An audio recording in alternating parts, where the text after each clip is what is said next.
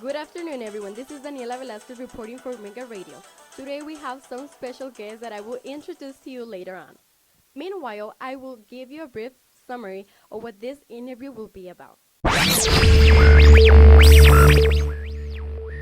In the late 1960s and early 1970s, the Brown Berets emerged as one of the most powerful organizations in the Chicano liberation movement. Like the Black Panthers Party, the Brown Berets were hit hard by government repression. It's rarely taught in schools, and some lessons for today's activists from our movement's past. 1968 was a time in which the entire planet was feeling the reverberations of a new spirit.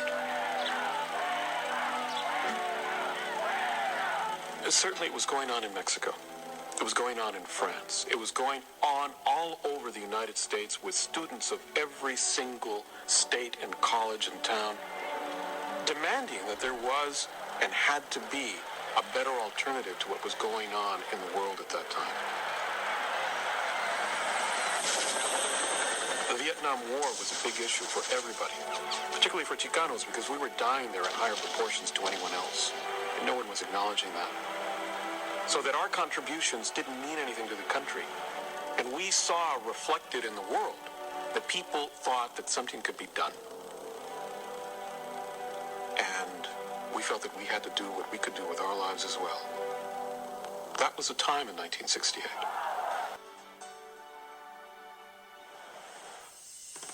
Today with me is Carlos Montes, one of the founders and former Minister of Information of the Brown Berets National Office in East Los Angeles. Mr. Montes, thank you for being here with us today. Now, may I ask you, why did you join the Brown Berets? My family came to LA from Juarez, Mexico back in 1956.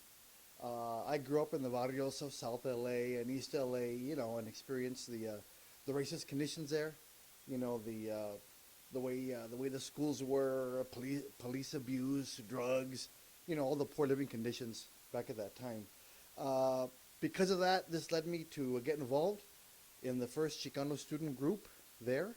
I was drawn to the more active and direct action approach of the young Chicanos for community action, which later on became the Brown Berets back in 1967. Right here we have Jerónimo Blanco. Tell me, who were the Brown Berets? Well, we are a group of young Chicano revolutionaries from the barrios of Southwest fighting for the self-determination of our people. We organized in our barrios, published the newspaper La Causa, ran a free clinic, and fought against police brutality as well as against the U.S. war in Vietnam. We evolved from a youth group, from young citizens for community action, to young Chicanos for community action, to the Brown Berets. The Brown Beret was a symbol of our pride in our culture, race, and history.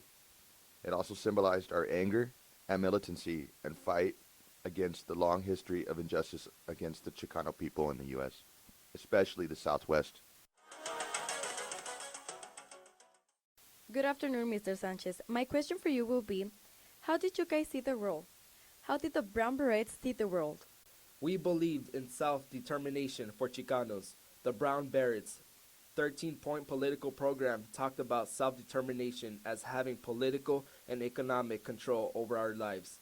It called for a return of our land, release of prisoners, jobs, education, housing, an end to the destruction of the environment by the capitalists, open borders, solidarity with all revolutionary peoples engaged in the struggle for self-determination.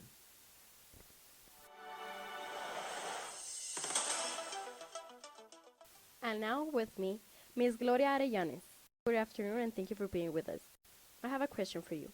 Can you please tell me what were the Brown Berets' major successes? We exposed police brutally. Back then, some people tried to deny it existed. We were part of building the Chicano movement for self-determination, which raised the slogan of Chicano power. It also started the movement for cultural awareness and pride in our Chicano history in the Southwest and Mexico, in our culture and language. The blowouts were historic because it was the first wave of mass actions by Chicanos in the urban barrios of the late 1960s. We eventually won bilingual education, Chicano studies, better school conditions, and Chicano teachers. and administrators. The mass anti-war demonstrations were part of the movement that eventually forced Nixon to pull out of Vietnam. We also opened the doors for affirmative action in higher education and political representation.